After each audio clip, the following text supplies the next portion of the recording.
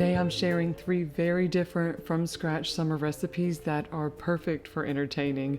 Whether you're doing just a casual backyard dinner with a crowd, a relaxed family lunch, or even a nice dinner around the table, there's something here for you.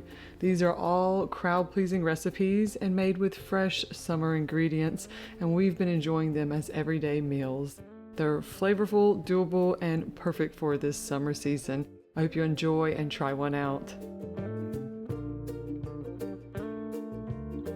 Tonight for dinner, we're gonna have some steak fajitas. These are super good and would be perfect for entertaining.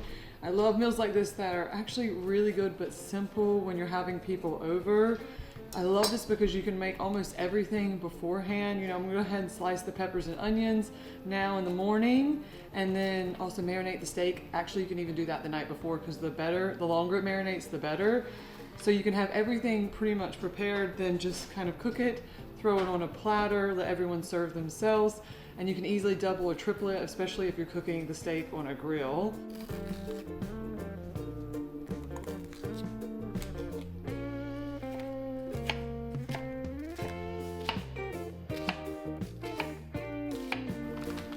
The marinade for the steak is actually also really easy. You can totally use flank steak. I actually think that works better if you're just out of it this time, so I'm using a top sirloin. It's a pretty cheap cut of beef, so that also helps. But it's just olive oil, Worcestershire garlic, lime juice, I only had key limes, and a spice rub that goes on first. And you've got yourself a super delicious steak.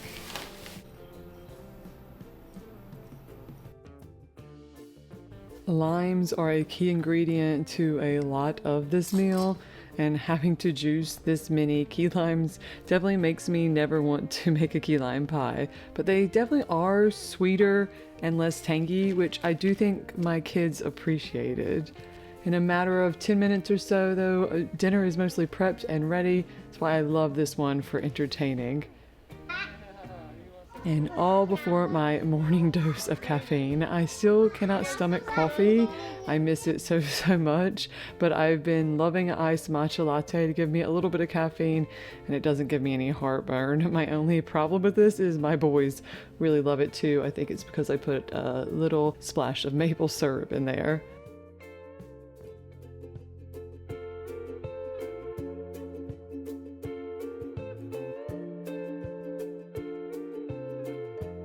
During pregnancy, I've really been wanting healthy drinks that quench my thirst other than just water. Water could get a little tiring at some point, and it's also really hot outside now, and buying drinks is just too expensive. So I'm trying to make this cream orange electrolyte recipe for the first time. It's just coconut water, oranges, a bit of cream, salt, and maple syrup.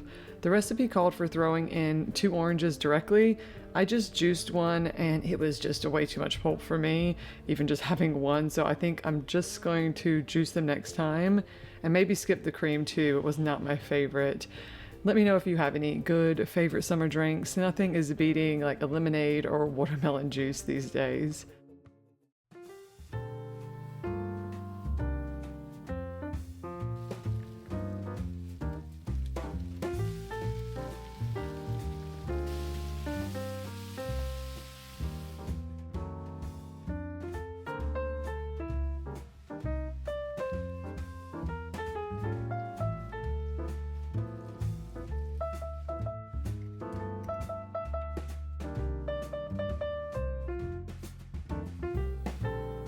I almost forgot to make the corn salad completely. This really makes this a really good, it's a really nice side to go along with it. I would recommend not skipping it.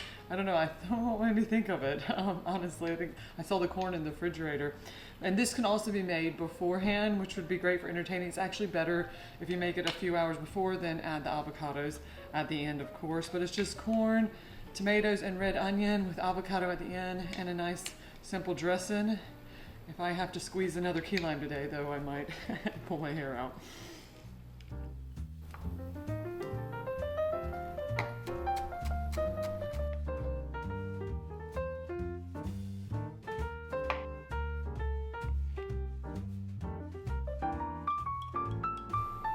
All right, the last and most important step, the steak that's been marinating. I just patted it lightly dry, I'm gonna fry it on a skillet for just a few minutes each side. Might do a little longer because this is a little bit thicker than flank steak. Now I love a homemade tortilla and I love making them. They're way better, but not always practical for entertaining. And I just didn't have time today to make them. So I have found this brand, which they're a little expensive, but not too bad here. Did you see the brand? Organic wheat flour, organic cassava, olive oil, or avocado oil, salt, and water. That's it. Which, if you try to find flour tortillas without a bunch of additives in them, it's very hard. And these actually taste very good. They're a little too big. They only have the burrito size. I think they do have normal sizes, but that's fine for us. I can just split them up. I'm just gonna throw them in the oven in some tin foil and heat them up. But also, if you have like a smaller, crowd or have the time, right now I'm running short in time, the kids are getting hungry, I like just heating them on a cast iron. They get a little bubbly and hot and crispy that way, and that's my favorite way. Kind of makes them a little bit more like the homemade ones we eat. Like this is how my mom used to do it.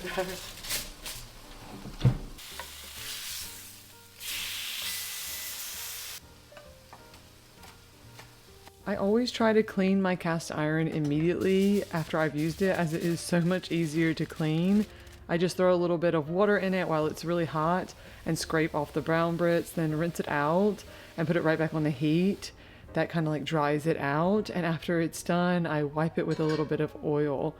Rather than throwing away all of my like old cotton dish towels when they start to look a little worn and nasty, I just cut them up into small squares and use them to apply the oil, and I'm usually never running out of those. I love being able to find meals that I can serve that feel both generous and effortless. A hot, delicious spread that guests can serve themselves while you are also enjoying alongside them. Even if it's just around the dinner table with your family, my kids love a serve yourself dish. This recipe does exactly that, and I hope you'll give it a try this summer. Really craving some sandwiches, and I'm gonna make them tomorrow for dinner. And for sandwiches, I just gonna mix the water and salt now, but I love to make this like homemade ciabatta bread that is really easy to make into individual little sandwich breads, and it turns out so good, a little crispy on the outside and nice and fluffy on the inside. My kids love them too. So I'm just gonna go ahead and mix it up today. Let it, do the stretch and folds, let it rise, and then put it in the fridge. That's what's really nice about it. And then I can throw it together and bake it easily and throw the sandwiches together. So it's great for the summer, if you're gonna be out a few days that week and you just need to make some sandwiches, this would be a great bread to have on hand for the week if you need to throw together some sandwiches easily. What's so nice about summer is your starter is ready. Like I feel like mine is ready in a few hours, and not having to wait like overnight to do things. Like during the summer, I can pretty much, do the starter in the morning, mix the bread after lunch like now, let it, stretch and fold, let it rise, and by the evening, I can put it in the fridge for tomorrow.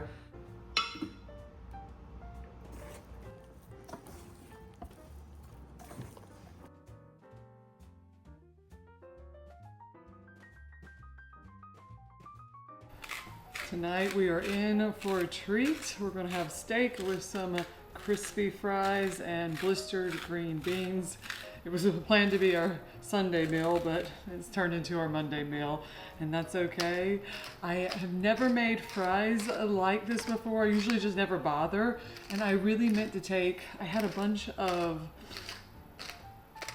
tallow, couldn't think of the word, tallow in our freezer from making, had gotten in the habit of making a bunch of bone broth and had to use that up because I don't use it for that much, but I forgot to defrost it. I was gonna fry them in that because that would be a much better option than oil, but I guess if this works, this might be something I do frequently because my kids love French fries, and doing them in tallow really makes them not so bad for you.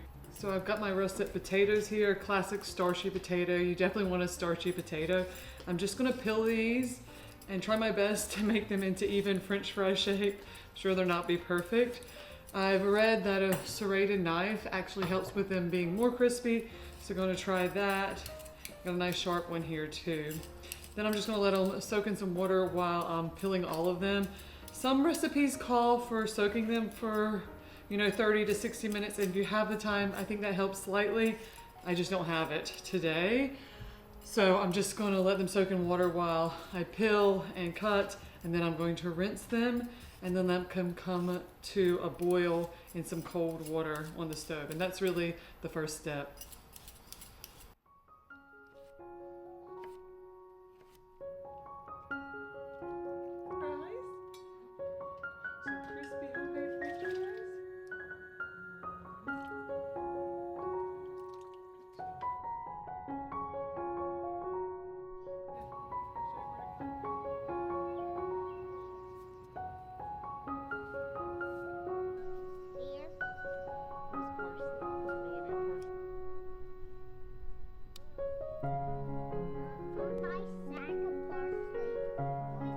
The fries should fry in the oil twice, and you just put them in a portion at a time, so you give the first batch a little bit of time to cook and separate.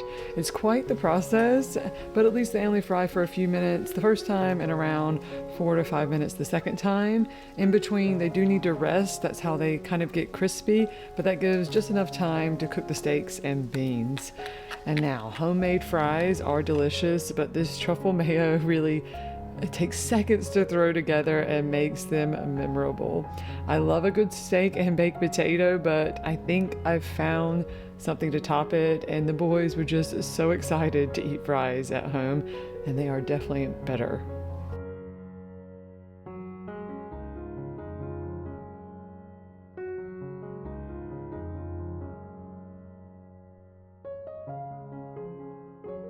I've been so thankful to have my energy back and be more prepared in the kitchen again.